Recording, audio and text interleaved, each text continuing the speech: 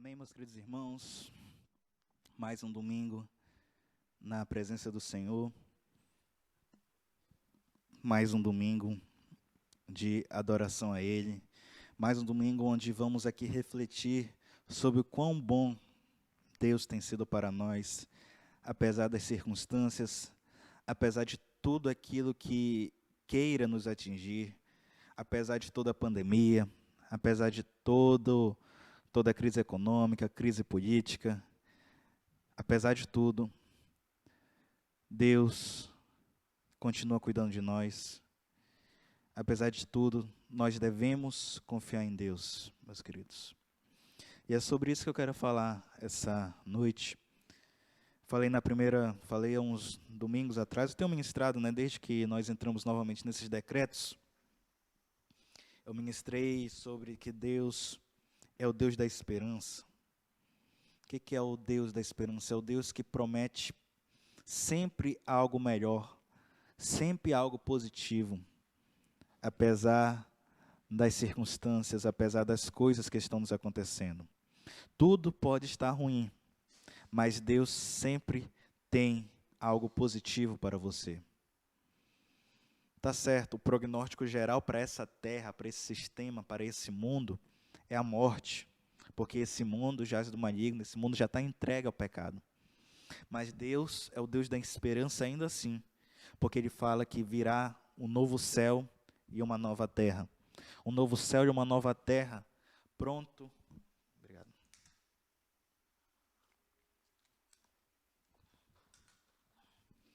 Um novo céu e uma nova terra, que será entregue para nós que confiamos nele. Essa é a nossa maior esperança. Deus, Ele irá nos levar, ao fim de tudo, para um lugar melhor. Um lugar onde não há choro, não há lágrimas, não há tristezas, não há preocupações. Há apenas alegria e paz. Mas essa é a nossa esperança maior. Existem outras esperanças. Aqui para essa terra mesmo, que Ele fala que nunca nos deixará passar necessidade, que Ele fala que sempre estará conosco, que Ele fala que Ele irá nos consolar, que Ele fala que nós podemos lançar para Ele todas as nossas preocupações, porque Ele cuida de nós, Ele tem cuidado de nós. E várias e várias e várias outras. Deus é o Deus da esperança. O Deus onde no meio do caos Ele gera a paz. E aí já é o nosso segunda coisa, que nós vimos, que vimos por 2 cultos seguidos, eu acho. Deus é o Deus da paz. Deus é o Deus da tranquilidade. Deus é o Deus do descanso. O mundo pode estar caindo, o mundo pode estar passando por dificuldades, mas para nós há um descanso. Para nós há um refrigério, como diz o salmista. Há uma calma para a nossa alma. Uma calma, queridos, que do ponto de vista humano é doideira, por assim falar. Cara, tá tudo dando errado, tá tudo sendo destruído, o coronavírus matando aí à torta e à direita, crise econômica, país na corrupção, crise políticas em todos os lados, em todas as esferas federal, estadual, municipal. Mas mesmo assim, nós, se confiarmos nele, se nos entregarmos verdadeiramente, nós teremos paz, nós teremos descanso, nós poderemos ter uma noite de sono tranquila, apesar de todas as circunstâncias. E essa paz mesmo é uma paz, como eu falei, é uma doideira, uma loucura para os que estão nas trevas, por assim dizer. Porque a paz deles é baseada em quê? Nas coisas físicas. Eu ganhei isso, logo eu estou alegre, eu estou feliz, eu tenho paz. Eu tive aquilo, logo eu tenho paz. Mas a paz que vem de Deus, paz dada pelo príncipe da paz, é aquela paz que eu perdi tudo, mas eu estou tranquilo. Eu não tenho nada, mas eu estou tranquilo. Eu não consigo ver nada melhor nesse momento. Não consigo ver melhoras. não consigo ter uma perspectiva, não consigo ter uma visão de uma melhora logo, mas mesmo assim eu estou em paz, mesmo assim estou descansado em Deus. E claro, queridos, isso é algo, atingir esse, vamos dizer assim, esse nível, não é impossível, mas é difícil, porque o nosso coração, ele sempre tende a desconfiar de Deus. Ele sempre tende a ir pelo caminho da preocupação, porque nós queremos ter o controle na nossa mão. Foi por isso que Adão e Eva comeram do fruto do bem, lá do Jardim do Éden, do bem e do mal. Porque eles queriam ter o controle da vida deles. Para eles não estava interessante essa situação de que Deus cuidava deles, Deus dava tudo para eles. Poderia estar até interessante, era bom, claro. Mas o ser humano, ele parece que desde a sua origem ele carrega isso dentro dele, de querer comandar o seu destino. Só que o que acontece? Toda vez que queremos comandar o nosso destino, toda vez que queremos seguir o nosso coração, nós nos damos mal. A palavra do Senhor mesmo fala que enganoso é o coração, totalmente corrupto. Quem o entenderá? Quem o conhecerá? Quem vai saber verdadeiramente para onde ele está levando? E assim é o coração do ser humano. Ele sempre quer ir para a preocupação. Ele quer sempre ir para a força do seu próprio braço, para conquistar as coisas pelo seu próprio braço. E toda vez que ele faz isso, ele quebra a cara. Por um momento ele pode até estar bem, por um momento ele pode até estar feliz, por um momento ele pode ter até de fato, esse descanso terreno. Mas logo em seguida virá algo que irá tirar essa paz dele. Logo em seguida virá algo que vai fazer ele entrar em pânico, ele ter preocupação. Porque todas as coisas que estão aqui na terra, elas são passageiras. Todas as coisas que estão aqui na terra, elas vão ficar na terra e elas vão destruir. Por isso que a palavra do Senhor fala, olha, guardem tesouros, guardem coisas, onde a traça e a ferrugem não corrói. Em outras palavras, ele está falando, o escritor bíblico está falando que, olha, procura ter atenção, procura depositar a sua esperança, a sua fé, nas coisas que são eternas. Ou seja, nas coisas de Deus. Pensar nas coisas lá do alto e não nas que são daqui da terra, porque as que são daqui da terra, elas perecem. Logo, se você deposita sua paz na saúde, que é algo terreno, no dinheiro, que é algo terreno, na estabilidade, qualquer que seja, terreno, no seu emprego, terreno, fatidicamente, mais cedo ou mais tarde, você terá sua paz tirada de você. Porque tanto a saúde é destruída, porque o dinheiro se vai, os empregos são acabados. Então, quando você deposita a sua certeza nessas coisas daqui dessa terra, mais cedo ou mais tarde você vai ter paz. Mas quando você coloca a sua paz nas mãos de Deus, se entregando totalmente a Ele, você tem essa paz que excede todo entendimento. Uma paz que você pode estar sem emprego, mas você está tranquilo porque você sabe que nada vai lhe faltar. Uma paz que você pode estar doente, mas você está tranquilo que Deus está cuidando de você, que Deus pode lhe curar. E se não for da vontade dele de lhe curar, você estará num lugar bem melhor, após fazer a passagem dessa vida para a verdadeira vida. Esse é o Deus da paz, o Deus que dá paz, que excede todo entendimento. Ele é o Deus da esperança, Ele é o Deus da paz, e eu quero hoje falar de um outro atributo aqui dele, que Ele é o Deus do controle de fato, o Deus que está no controle. Eu já comecei falando sobre isso, né?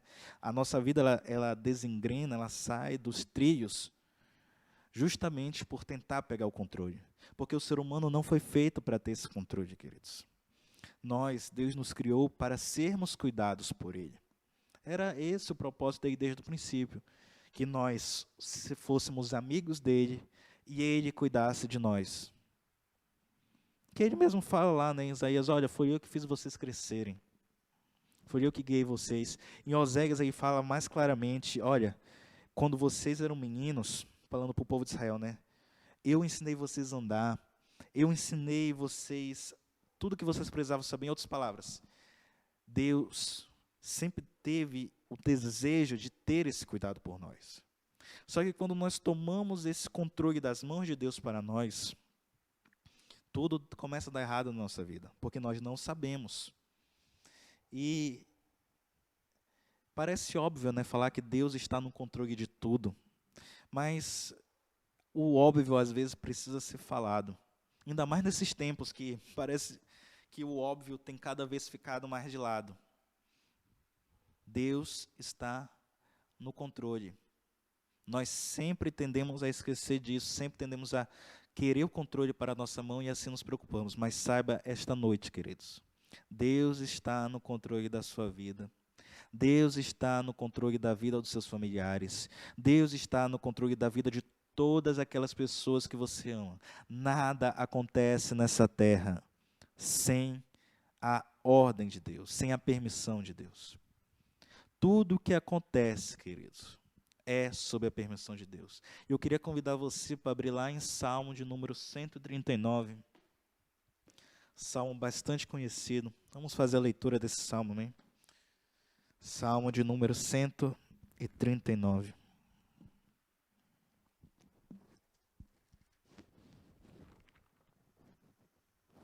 Vendo aqui se está ok a transmissão.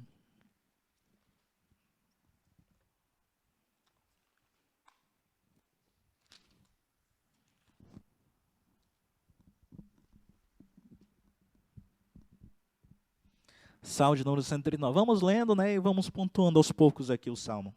Amém? Diz assim, ó: Senhor, tu me sondas e me conheces. Sabes quando eu me assento e quando me levanto. De longe conheces os meus pensamentos. Ponto. Querido, saiba de uma coisa. Deus, Ele sabe tudo ao seu respeito. Às vezes nós, como humanos, né, nós tendemos a ter aquela síndrome de que ninguém sabe o que eu passo, ninguém sabe o que eu penso, ninguém sabe do meu sofrimento. Não adianta explicar porque não vão saber. De fato, às vezes nenhum outro ser humano vai saber o que você está passando, o que você deixa de passar. Mas Deus sabe de todas as coisas. E porque Ele sabe de todas as coisas, você não pode ter reservas para Ele. Por exemplo, uma coisa que fomos ensinados que nós devemos esconder é a nossa, por vezes, que temos falta de fé. É natural, querido, o ser humano às vezes ter falta de fé. Mas parece que virou um tabu você falar, olha, eu estou precisando ter mais fé para fazer isso. Eu não tenho fé para essas coisas. Eu não estou conseguindo acreditar, eu não estou conseguindo confiar. Aí qual é o problema? Você não fala, você permanece com isso guardado no seu coração e a tendência sempre é piorar. Se você não busca ajuda, você piora. A pessoa tem uma ferida lá. Se você não cuidar, qual é a tendência dessa ferida? Ela vai piorar. É preciso que se trate. E como é que você vai tratar disso? Falando para quem verdadeiramente pode fazer algo. Não é para pastor nenhum, não é no Facebook, não é mandando mensagem para a pessoa. É falando para Deus. Deus, estou com falta de fé nisso. Ajuda, como a pessoa falou lá na Bíblia, né? Ajuda-me na minha falta de fé. Você não precisa ter vergonha de Deus, Deus sabe tudo. O que o salmista começa falando aqui? Olha, Ele sabe tudo, sabe quando eu deito, sabe quando eu levanto, sabe quando eu respiro, sabe quando eu deixo de respirar, sabe quantos cabelos tem. Ele sabe de tudo de você. Por que Ele sabe disso? Porque primeiro foi Ele que te criou. A gente vai ver isso mais para frente nos Salmos. Foi Ele que te gerou. Ele sabe de tudo, então não devemos ter vergonha de Deus. Vergonha de Deus é um dos primeiros sinais de uma vida iniciada no pecado, por assim dizer. Quando a gente vê lá Adão e Eva, qual foi a primeira coisa que eles fizeram? Eles erraram, foram procurar Deus para pedir perdão? Na verdade não, eles não estavam nem arrependidos ali. Eles se esconderam com medo e com vergonha de Deus. E quando você se esconde com medo e com vergonha de Deus, você tende a se afundar mais na prática errada, por assim dizer. Então, nesse momento que estamos passando por todos esses problemas, é muito comum ter falta de fé, muito comum ter uma certa incredulidade. E o que você vai fazer a respeito disso? Você vai falar para Deus. Né? Sempre nas minhas ministrações, lá no final, eu coloco lá o que fazer, mas que eu já estou colocando no meio. O que fazer diante dessas coisas? Falar para Deus. Você pode falar tudo para Deus, e não precisa ser aquele, ó, santo Deus, todo poderoso. Ele é tudo isso, ele sabe disso. E você pode até falar isso para ele também. Mas ele também ouve quando você fala naturalmente. Olha, Pai, Deus, a situação é a seguinte. Estou mal, não estou conseguindo acreditar. Mas eu não quero continuar assim. Eu quero mudar. E a tua palavra diz que de mim mesmo não vou conseguir mudar. Então eu peço que o Senhor venha e mude. E com certeza, querido, Deus vai agir em teu favor, porque Ele é o Deus que está no controle da sua vida. Lembra que falamos no início? Continuando, no versículo 3. Observas o meu andar e o meu deitar, e conhece todos os meus caminhos. A palavra ainda nem chegou à minha língua, e tu, Senhor, já a conheces toda. Tu me cercas por todos os lados, e pões a mão sobre mim. Deus é o Deus que te protege. Ele está te cercando por todos os lados. E esse é um dos pontos, porque nós não devemos nos preocupar, né? Está vendo? Cada palavra que nós vamos lendo vai aparecendo os pontos que mostram do porquê não se preocupar. Deus está falando que, olha, o salmista fala aqui, inspirado por Deus. Deus, ele está ao teu redor. Ele coloca as mãos para te proteger. Em outro salmo, fala que ele, com a sua mão sobre nós, nós vivemos e vivemos bem. Se ele tira essa mão, aí sim nós nos enlouquecemos. Mas ele não tira essa mão, ele continua com a mão sobre nós. Ele continua com a mão sobre você, te protegendo. Versículo 6. Tal conhecimento é maravilhoso demais para mim. É tão elevado que não posso atingir. Para onde me ausentarei do teu espírito? Para onde fugirei da tua face? Se subo aos céus, lá estás. Se faço minha cama no mais profundo abismo, lá estás também. Se tomo as asas da alvorada,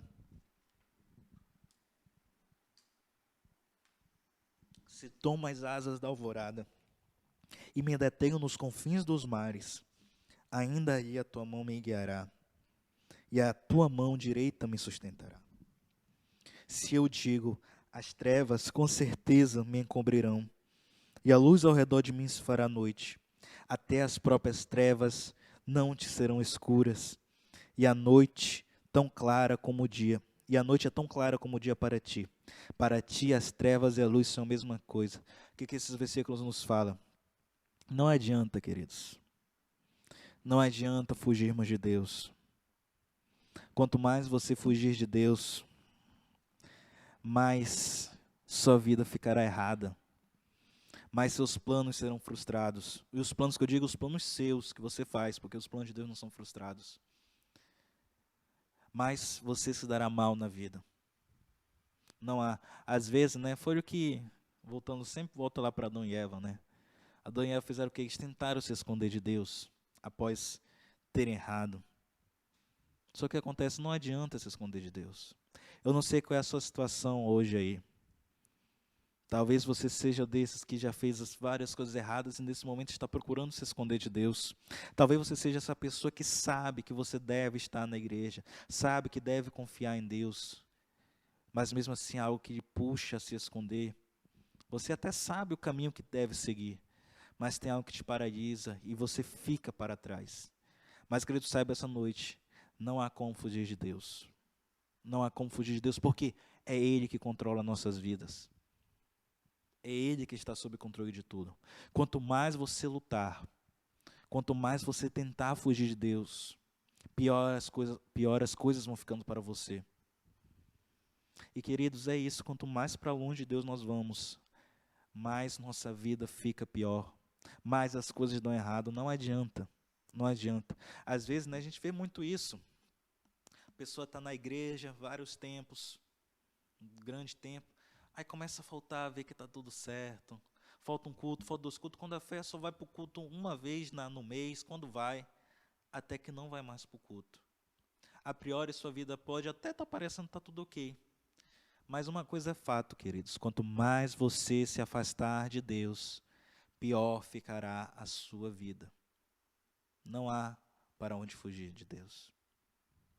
Porque Ele controla nossas vidas, querido. E Ele só quer o nosso bem. Só quer o nosso bem, Ele não quer teu mal. Aí isso é outra coisa que nos é ensinado, né? Às vezes, por que vem esse medo de Deus? Essas tentativas de esconder de Deus. Adão e Eva viram isso lá. Talvez foi esse sentimento. Nos ensina que Deus é um Deus mau. Um Deus que está querendo nos punir a todo tempo. Todo tempo Deus quer nos punir. É aquele Deus que está, olha lá, errou, olha lá, está errando ali, vamos pegar ele. É mentira, queridos. Mentira, mentira, mentira, mentira. Mentira contada pela igreja. A igreja, ao longo dos séculos, tanto a igreja católica quanto a igreja evangélica, protestante, colocou essa mentira no coração das pessoas. Que Deus é um Deus punitivo. Que Deus é um Deus mau, que quer pegar e destruir a pessoa quando ela erra. Mas é mentira, queridos. Deus, Ele está mais interessado em perdoar que punir. Qualquer coisa, qualquer pessoa. Deus está mais interessado em perdoar do que punir. Porque foi Ele que nos criou. Continuando, né? Versículo 13. Versículo 13. Pois tu me formaste, pois tu formaste o meu interior. Tu me tecestes no ventre de minha mãe. Graças te dou, visto que por modo assombrosamente maravilhoso me formastes. As tuas obras são admiráveis, e a minha alma o sabe muito bem.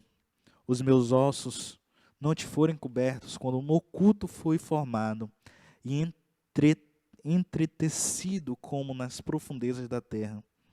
Os teus olhos viram a minha substância ainda informe, e no teu livro foram escritos todos os meus dias, cada um deles escrito e determinado, quando nenhum deles ainda existia. Esse aqui é o nosso versículo-chave dessa noite. Vou lê-lo novamente. Versículo 18, né? Parte B. No teu livro foram escritos todos os meus dias, cada um deles escritos e determinados, quando nenhum deles existia. Queridos, que você saiba disso essa noite, que você saia dessa live, dessa transmissão essa noite, sabendo disso. Deus foi quem escreveu todos os teus dias. Antes mesmo de você nascer, antes mesmo de sua mãe, de seu pai nascer, antes mesmo de tudo, Deus já tinha escrito. Ele fala em outra passagem que Ele nos escolheu antes da fundação do mundo. Ou seja, o planeta Terra ainda era sem forma e vazio, mas Ele já tinha escolhido cada um de nós. E aqui esse salmista fala que Ele já tinha escrito todos os nossos dias, cada um deles escritos e determinados, antes mesmo que eu existisse. Foi Ele que escreveu, queridos. E ele fala, né, em outra passagem, que Ele é que sabe o que é melhor para nós, porque Ele é quem tem os pensamentos de paz e não de mal, para dar o fim que Ele deseja para nós. Pensamentos de paz e não de mal.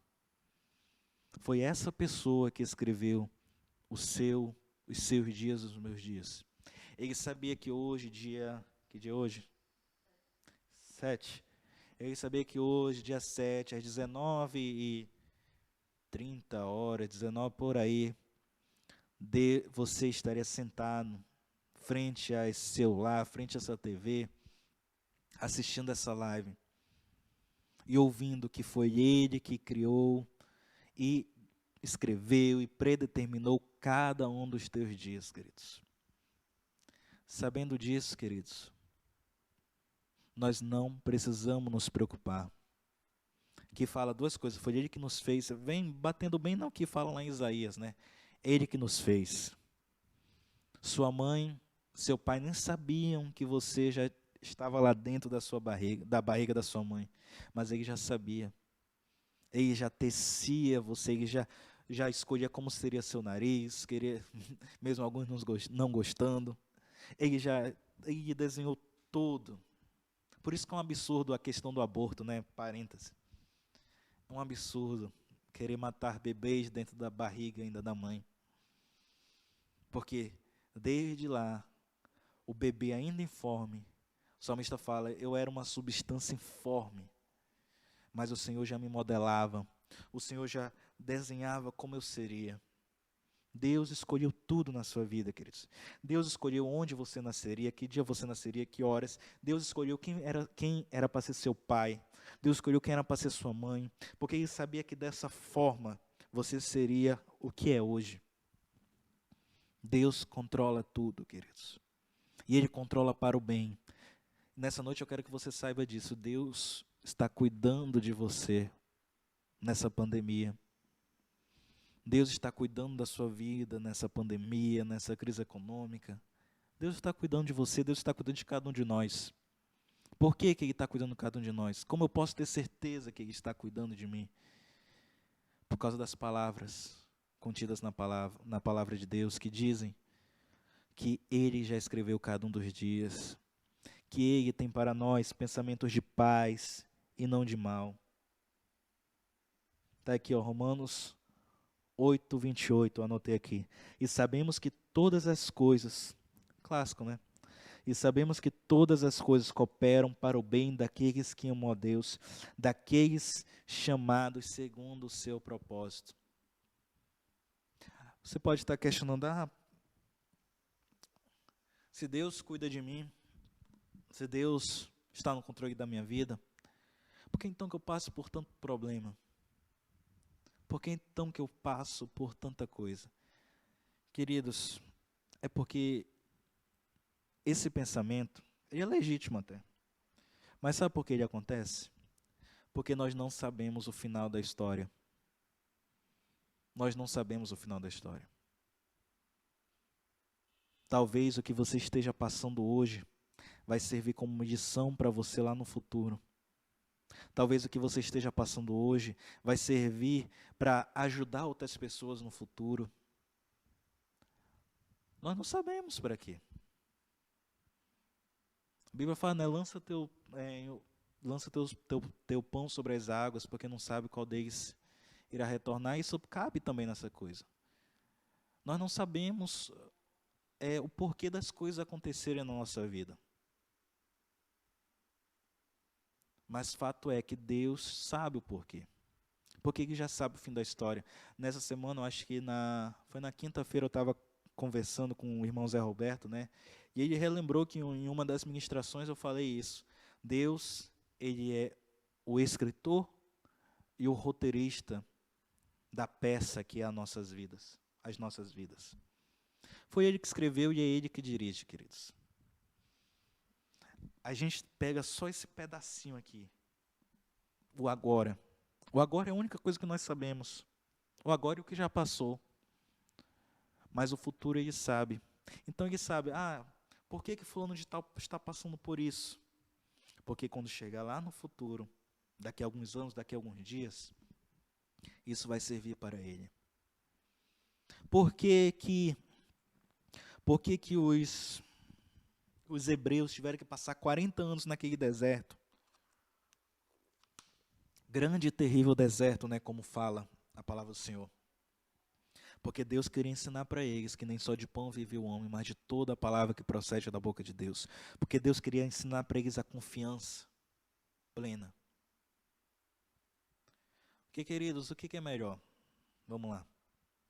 Passar por um problema, sair vitorioso e com a sua fé fortalecida em Deus, ou seguir como se nada tivesse acontecido, e a sua fé podendo ser esfriada, a sua confiança em Deus mais fraca.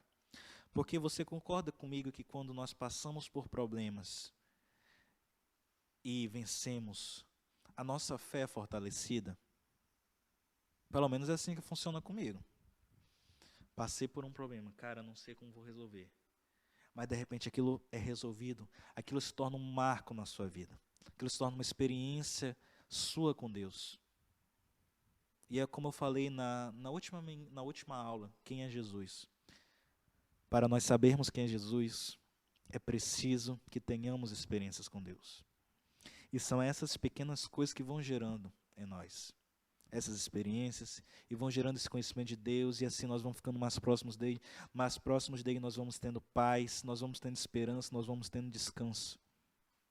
Esse é o propósito dele para a nossa vida. Por isso que às vezes, mesmo nossa vida estando no controle de Deus, acontecem coisas ruins, que é o que eu falei no último domingo. Ele não nos disse que não iríamos ter problemas, mas que nós tivéssemos bom ânimo, porque ele tinha vencido o mundo. Enfim, concluindo, né? Deus está no controle da sua vida.